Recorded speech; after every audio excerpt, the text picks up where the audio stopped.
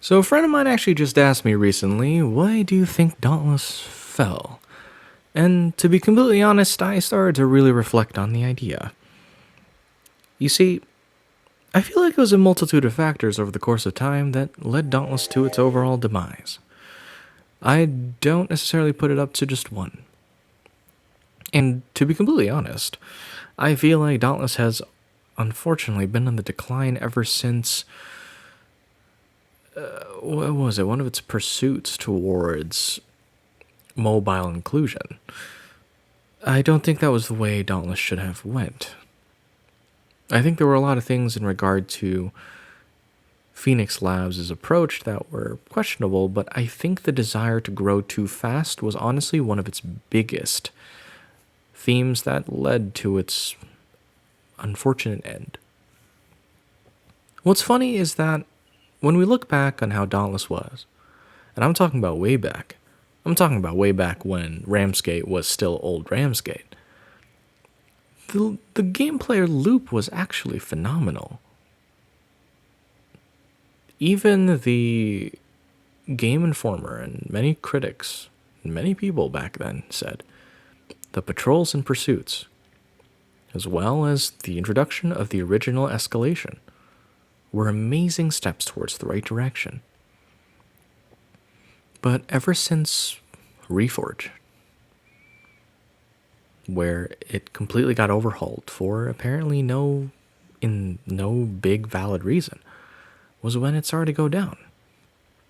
Hunting Grounds didn't really fit the vibe, and a lot of unkept promises led to a lot of players, casual and the highest of levels, to feel unsatisfied and betrayed.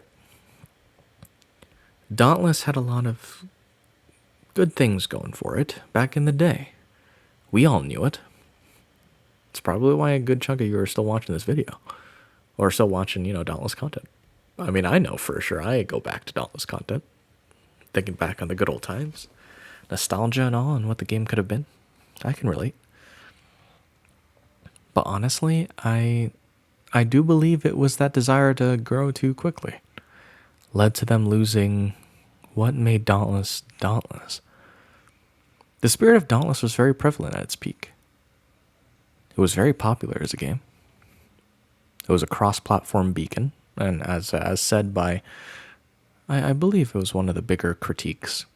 It was like the beacon for crossplay or something. This is one of the quotes that was on the Dauntless trailer. And millions of people played it in a given day. You could tell. A lot of top tier people were covering it. And Ramsgate was popping. And it felt like Dauntless Official was super top level in terms of overall activity. It was a living, breathing pinnacle of what crossplay could be. That spirit was lost, as I do believe the perspective towards how success should be attained was marred as we continued down a path of ever-growing evolution, which wasn't what was needed. The game had a gameplay loop that was very reminiscent of what Monster Hunter was and is, but it had its own flair. Pursuits and patrols were top line, and building upon that would have been an easy foundation to essentially grow from. Hunting Grounds just made it relatively complex, unfortunately, leading to different types of game modes being made, more so than needed be, and then once again revert back to Pursuits, back in Awakening. Didn't really click. Simplifying a lot of the currencies was a lot of unnecessary work, unfortunately. A lot of people got reset in terms of progress, and that's just not how you build for longevity. I think the direction was definitely what led it to its fall. I kind of wish there was a way to go back and figure out a way to fix a lot of this, because it's just as simple as not changing the base gameplay core of the game and then building off of what already succeeded and what did well. I mean, I mean, the results speak for themselves, don't they? Patrols and pursuits were relatively popular. People spammed them all the time. Rather than jumping into hunting grounds and waiting for the right behemoth to spawn, you could go straight to the behemoth that you want. Keep fighting it. Hell, even do heroic patrols, heroic plus patrols back in the day. Shock patrols, blaze patrols, all that. If you needed, like, blaze, what is it? I forgot what they were called, like blaze orbs. Or arc stones? Aha, arc stones. Shining arc stones, heroic arc stones. Remember that? Holy. And the overall gameplay approach was just smart. Yeah, I would make for more instances.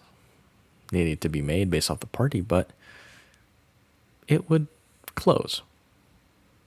You know, after they were done. On to the next one. Who wants to run another patrol? It made it more accessible for people to be part of the community as well, because you'd meet more and more people while you continued to queue for randos if you wanted to, and, you know, go for solos if that's what you preferred. On top of that, the idea of playing the video game was really accessible. You didn't have to wait too long for a behemoth in a hunting ground to spawn because you need it to farm parts for, and it's an epic drop, so you might spend 2 hours for no reason. You just go straight to the behemoth that you need to farm for and feel like you're making progress as you keep fighting the behemoth. Honestly, what they could have added in terms of future implementations is just more types of pursuits or patrols that could just put a sweet like spin on things or spice it up a little bit. Maybe make it a raid-like instance where rather than just 4 slayers queuing up for 1, maybe 6, maybe 8. Maybe go crazy and do 12 for some crazy monstrous behemoth. I've always theorized that Torgadora was a baby. Frickin' monkey. Acted like a child. Maybe its mother was the size of the volcano that sprouted from her, bigger. You know. Frickin' super Torgadoro. Frickin' insta-kill anybody who gets hit. Imagine that. Super dauntless raid. But maybe there was... Or maybe there is a different dimension where Dauntless did well. Maybe there was another world where Dauntless was one of the best, because we all knew it. Had the potential to be legitimately change everything when it comes to gaming. It was that good, and it was that big, and it was that prominent, and that had that much potential. I mean, for those of you experienced multi-variety gamers out there, I mean, look back on its roster. The friggin' roster had in Dalamar from World of Warcraft, a god-tier warrior who essentially broke the game and showed the world what it was like to play a class that everyone thought was ass, and then decided to solo raids. Had top-tier freaking developers back in the day as well, who unfortunately left, as you know, as they do. But too many changes, too little time, and too ambitious. Left them way too thin, unfortunately. Deep down, I miss the game. But maybe it was all for a better reason.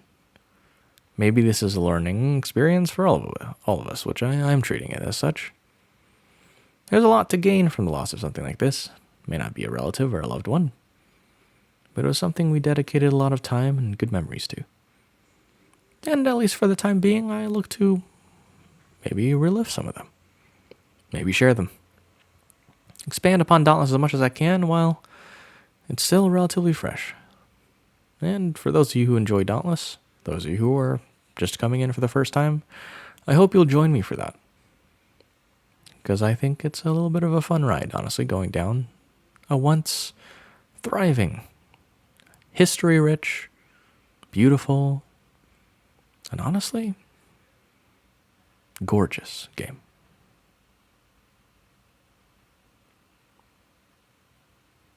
I don't think I'll ever forget what I experienced in something like Dauntless. But anyways, guys, thank you so much for even taking the time to listen. And I do hope to see you guys on the next one. Have a good night, and take care of yourselves. Bye-bye now.